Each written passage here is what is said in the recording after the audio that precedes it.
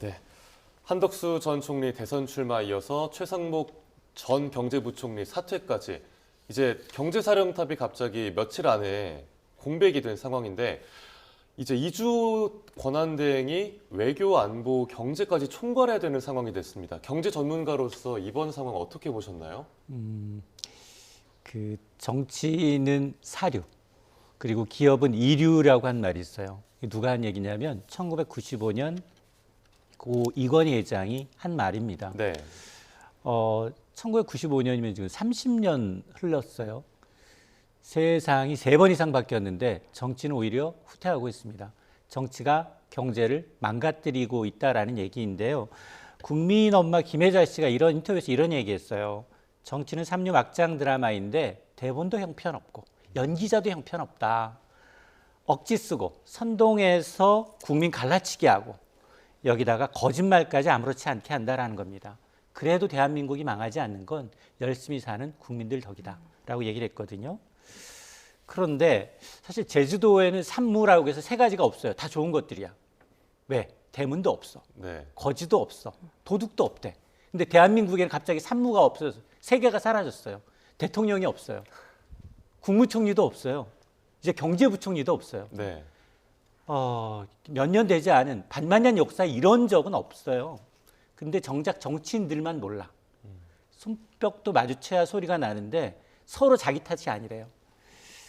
정말로 대한민국 넘버 1, 넘버 2, 넘버 3가 사라졌으니 넘버 4가 이제 지금 대장인 거예요. 이주호 사회부총리, 이게 사실은 교육부 맡아서 했던 분이에요. 장관이에요. 정말 정치 경험이 전혀 없는 분이 지금 외교, 안보, 경제 수장까지 맡고 있습니다. 물론 한 달 정도이긴 합니다.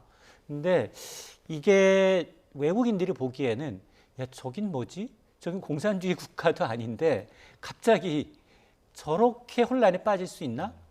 의심하죠. 정치권의 권력 다툼 속에 민생은 뒷전이고요. 국민들의 불신, 불만이 커지고 있다는 점 아마 국회의원 배지 다신 분들 간과해서는 안 될 것으로 보입니다. 네, 비슷한 맥락으로 외신들 사이에서도 한국이 대통령 탄핵 이후 이렇게 권한대행이 끊임없이 바뀐다며 리더십 회전목마다 이렇게 불리고 있는데 이번 사태를 좀 충격적인 사건으로 평가를 하는데 대외 신인도관리에서도 빨간불이 켜졌다고 볼 수 있겠죠? 네, 실제로 이제 우리나라의 국가 부도 위험을 반영하는 CDS 프리미엄이 올랐어요. 이 얘기는 외신에서는 야, 한국이 좀 불안해. 야, 여기랑 믿고 우리가 거래할 수 있어? 의심의 눈초리를 갖고 있다는 얘기거든요. 네. 계엄 이후에 벌써 국정 책임자가 4번이나 바뀌었어요. 저도 지금 뭐 몇십 년 동안 경제 평론을 하고 있지만 이런 사태는 없었거든요. 그래서 외신들이 말씀하셨던 것처럼 리더십 회전목마의 비유를 하고 있는데 리더십 회전목마 들여다보면 한국을 비아냥거리는 겁니다. 왜냐? 국가 지도자, 국정 책임자가 짧은 기간 내에 계속해서 교체되는 상황이다. 정치 후진국이라는 얘기입니다.